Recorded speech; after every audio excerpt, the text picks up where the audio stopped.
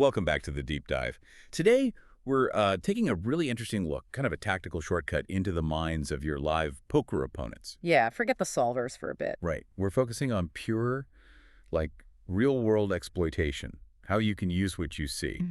Our goal is basically to translate those observations, the nervous check calls, those weird limp raises, into actual profitable strategy you can use right away. That's it, exactly. If you're looking to really boost your win rate, especially, in a live card room, lower stakes maybe, Right. the cards are only like half the story. Right. Your edge comes from spotting those player tendencies, figuring out their patterns, and just adapting constantly. It's less theory, more, well, applied psychology at the table. So the mission today is pretty specific. We're boiling it down to 10 powerful strategies, real nuggets you can use immediately. Turn observation into action. Yeah, observation into action. So by the end of this, you should feel equipped to, walk into the card room and really become this relentless force against certain player types, the exploitable ones. Okay, let's get into it. Pre-flop is definitely the place to start. That's where so many structural mistakes happen, and they really dictate the whole hand. Makes sense. Okay, let's kick off with one you see all the time. It's kind of sneaky. Exploit. #1. Punishing limp-re-raisers. Ah, yes. This is the player, right, who just calls pre-flop hoping someone else raises, and then they drop the hammer with a big re-raise. Right. What's that tell us? Well, it's usually fear, honestly. They're afraid they won't get paid if they just open raise their monster hands. Like aces or kings. Exactly, or they want to disguise their strength. But the key thing is their range for doing that, the limp raise, it's almost always what we call top-heavy. Meaning just the nuts. Pretty much. Aces, kings, queens, maybe ace-king suited sometimes. They save those hands specifically for this tricky line. Okay, so they're setting a trap with their best hands. How do we, not step right in it? Well, first, you got to tighten up how you isolate them. If you see that specific player limp early on, just stop trying to raise them so much. So just limp behind sometimes. Or fold. Yeah, over limp or fold those marginal hands. Don't give them the chance to spring the trap, and when they do hit you with that limp raise, you fold. Like almost everything, unless you also have a monster. Okay, avoid the landmine, got it. But here's the clever part, right? If they only limp raise their super premium hands, what does that mean for the hands they actually open raise with normally? That's the counter exploit. That's where you make the money back. How so? You should 3-bet them much wider, much more aggressively when they make a standard open raise. Think about it. They basically told you their strongest hands, AA, KK, QQ, AKs, aren't in that opening range. Because they save those for the limp raise. Exactly. So their opening range is weaker than it looks. It gives you the structural edge. You can apply pressure, pick up pots more often when they open. You're using their own rigid strategy against them. Nice. Okay, that's one type of limber down. Let's talk about another variation. Exploit #2. Isolating limpers who mix limping and opening. How are these guys different? So this player is also kind of polarized, but differently. They tend to limp with their weaker stuff. Small pairs, suited connectors, maybe some medium hands they're unsure about. But they're really good hands, big pairs, strong broadways. Those they usually open raise with. So when they limp, their range is totally capped, like no big pairs in there. Precisely. That limp range is weak. It's capped. So that's the time to isolate them much wider. Oh. You can come in raising with hands like suited connectors, small pairs, broadways, because you often dominate their limping range, or at least you're playing against hands that are easy to outflop. But if that same player open raises, then you tighten way up, because that's where they're showing you the real strength, the premium stuff they actually value. Okay, clean read. Let's shift gears slightly. More complex pre-flop spot now. Exploit #3. 4-betting aggressively against cold calling 3-betters. First, what exactly is a cold caller in this situation? Right. So imagine this. Someone raises, another person 3-bets, and then a third player who wasn't in the pot yet just calls the 3-bet. That's the cold caller. Okay. And why is that interesting? It's fascinating because players who just call there rarely have the absolute monsters like aces or kings. Why not? Wouldn't they want to get value? You'd think so, but often with AA or KK, seeing a raise and a 3-bet, they'd likely just 4-bet themselves. Maximize value, protect their hand, thin the field. Cold calling feels passive for those hands. So their range for cold calling a 3-bet is also kind of capped, missing the very top. Maybe hands like, pocket nines through queens? Ace-king, maybe? That's generally the read, yeah. Maybe some suited broadways, too. It's strong, but usually not the super nuts. And if you were the original raiser, This is your signal. To do what? To 4-bet frequently, put the pressure on. That cold caller has a range full of hands that, well, they hate facing more aggression. Nines, tens, jacks. They don't love calling a 4-bet. So we lean on them. But hang on, there's always a flip side in poker, isn't there? What if someone else makes a cold 4-bet? Like raise 3-bet and someone just cold 4-bets? Ah, that is different. That's almost always the absolute top. Aces or kings, it's a really unusual strong play. Someone skipping the chance to just call the 3-bet and jumping straight to a cold 4-bet that screams immense strength. So fold everything except maybe kings or aces yourself. Pretty much, yeah. You tread very, very carefully there. It's a huge danger signal. Okay, so we've covered some key pre-flop reads based on limping and raising patterns. Now let's move post-flop. We've got an idea of their starting hands, but how they play after the flop tells us even more. Absolutely. This brings us into Section 2, post-flop adaptations and handling traps. How people play value versus draws versus medium hands. Right. Let's start with a common one. Exploit #4, passive draw versus aggressive value players. You see this all the time. Someone bets big with their sets and 2 pairs, but just check calls with their flush draws or straight draws. Very common pattern. They fast play value, slow play draws. This gives us a huge opening. How do we exploit that difference, especially on the turn? Since we have strong hand. Okay, if the turn card is a blank, like a deuce or something that likely didn't complete any draws, you overbet. Bet big. Put maximum pressure on their medium-strength hands and draws that they were passively check-calling. Make them pay to see the river with stuff like top pair, weak kicker, or just ace-high sometimes. Squeeze the value. Yeah. But what if the turn isn't a blank? What if it's a scary card, like the flush comes in, or an obvious straight completes? Then you completely flip the script. On those nut-changing turns, you actually bet smaller. Smaller? Why? Wouldn't we want to charge them if they just hit their draw? It sounds counterintuitive, but think about it. If they did just hit their draw, a small bet keeps them in the pot. It might even encourage them to raise you as a bluff catcher or with their new nuts. Ah, so we're inducing action or keeping their range wide. Exactly. If they just call the small bet, you still have them dominated if you have a set, for example. If they raise, you can often safely fold, saving yourself chips against their completed draw. It's about controlling the pot size on scary boards. Clever. Okay, now for the players people often find really frustrating, exploit #5.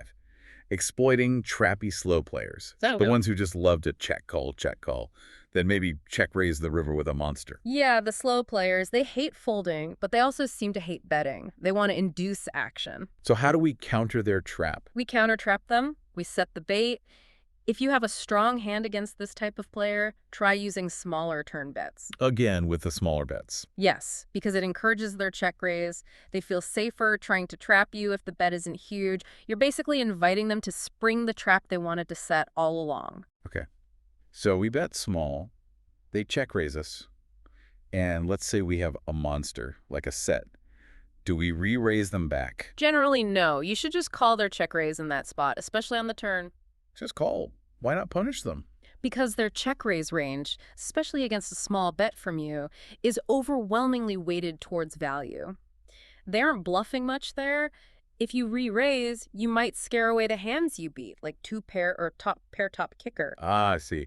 We want to keep those second-best hands paying us off. Exactly. By just calling, you keep their range wide for the river, potentially letting them bluff again or value bet thinner. Maximize the pot when you have them crushed. Makes sense. Yeah. But what if we are the one on a draw against this trappy player? Ah, then you bet aggressively. Since their check raise range is so value heavy and narrow, they tend to just fold to pressure when they don't have that monster. They hate getting pushed off their medium pairs or draws when they were hoping for a cheap showdown. So, bet big with draws, bet small, then call with monsters. Got it. Let's flip to the other extreme now. Exploit #6. Playing smart against super aggressive players. The maniacs. Right, the ones betting and raising constantly. Draws, value, air. It often doesn't seem to matter to them. How do you even deal with that? You have to use their aggression against them, turn it into dead money. On blank turns, when you have a strong hand, overbet again. Like against the passive draw players. Yes, but also consider overbetting as a semi-bluff sometimes. They call way too wide, but even they can get uncomfortable facing huge bets. It caps their calling range sometimes. And because they raise so much, Do we just call down lighter against their raises? You have to, yeah. Call their check raises more often because their range is just so wide. It's full of bluffs and weak value hands. They don't have the discipline to only raise the nuts. Okay. And here's another tool, the bet 3-bet bluff. You bet the flop, they raise, which they do often, and you re-raise them big as a bluff or semi-bluff. It puts immense pressure on their wide, weak raising range. Maximize that fold equity. Fighting fire with fire, but strategically. Okay, one more post-flop type before we hit the river. Exploit #8. Targeting players who check back medium strength hands. These are the passive folks, terrified to put chips in unless they have it locked up. Oh yeah, the showdown monkeys. They just want to get to the end cheaply if they have like second pair or ace high. Easiest target. Pretty much. Pure pressure is the strategy. On blank turns, if they check to you, consider check raising big. Check raise big. Why? 2 reasons. Either you get value from the medium hands they were never going to bet themselves, or you might even induce a light bluff from them if they think your check signals weakness, which you can then punish further. And if they just check back the turn, we assume weakness. Massive weakness generally. Yeah. So on nut-changing turns, overbet both for value and as a bluff. Force them to fold all those marginal hands they just wanted to check down. And the river. If they check back the turn and check again on the river, You have to bluff big. They've basically announced, I just want to see if my hand is good. A large bet makes it impossible for them to call with those third pairs or ace highs they were hoping to show down. okay, pressure on the passive. Now we're into section 3, reading sizing tells and river donk bets. Yeah, This is where the mechanics, the how, really tells the story. exactly. It's not just if they bet, but how much. Which brings us to exploit #7, using sizing tells. So many players do this subconsciously, right? Big bets mean strong hand. Small bets mean weak or drawing hand. It's a very common, very exploitable pattern, especially at lower stakes. They literally signal their confidence level with their bet size. So if we see a huge continuation bet, say, on a draw-heavy board, You can generally assume they're strong, they have a good made hand, and they're charging draws. So if you happen to have the nuts or a very strong hand, check raise huge. check raise massively. You know their range is strong and condensed. They're likely to pay you off. Extract maximum value. And conversely, if they make a small C bet on that same board, That often signals less confidence. Maybe a medium pair, maybe a draw they're betting cheaply.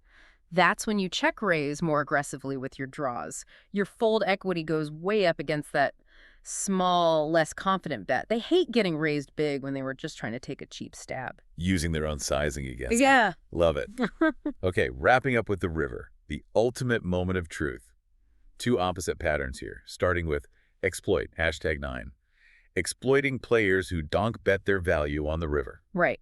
A donk bet here means they lead out into you on the river, even though you were the pre-flop raiser or the aggressor on the previous street.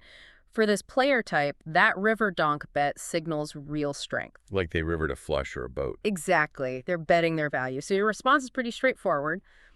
You call if you can beat some value hands. Otherwise, you fold your bluffs and bluff catchers. You're probably not getting bluffed often by this player's river donk. What if that same player, the one who donks value, actually checks the river to you? That's the green light. They've just told you they don't have the strong value hands they would normally lead out with. So they have medium showdown value or air. Precisely. That's your cue to bluff big. They've indicated weakness by not donking. Attack that checked range. Okay, makes sense. And the final one, the mirror image.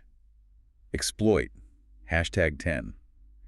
Targeting players who donk bet missed draws on the river. This is the complete opposite pattern. For this player type, the river donk bet usually means they missed their draw, and now they're bluffing, trying to buy the pot. So for them, donk bet bluff. Generally, yes. Or at least heavily weighted towards bluffs.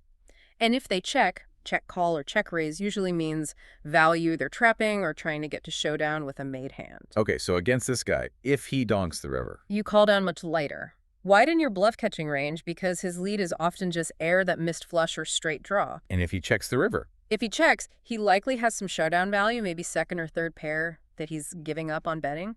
That's when you can bluff big. Force him to fold those marginal made hands. And for value betting against this type when they check. You probably want to use smaller value bets. Keep his wide range of weak pairs and bluff catchers in the pot. Don't scare him off with a huge bet if he's just going to check call with third pair. Wow. Okay. That was 10 really specific actionable exploits. We went from pre-flop reads on limpers all the way to decoding river donk bets. The core idea seems pretty clear. Live poker is all about information and adaptation. It really is. These exploits are tools to directly capitalize on the mistakes your opponents are making, often very predictably. It turns you from just playing your cards into playing the player. But it all hinges on observation, doesn't it? Absolutely. Constantly. You have to be paying attention. Watch showdowns, notice the bet sizing, see who does what in which situation. These strategies only work if you connect what you're seeing live with this kind of structured thinking about their tendencies. That link is the key to getting better. So, as everyone listening maybe heads to the card room later, what's the final provocative thought you want to leave them with? Something to chew on. Well, think about this. We talked about players who signal weakness maybe with a small bet or a limp, but they actually reserve their strongest hands for that exact line. It's a reverse tell. Right. So if you identify a player who consistently reverses one common poker assumption like that, what other fundamental poker wisdom, what other common assumptions might that specific opponent also be turning on its head? Recognizing that kind of structural reversal in someone's game, that's where the really deep next-level exploitation starts. It forces you to question everything you thought you knew about playing against that specific individual.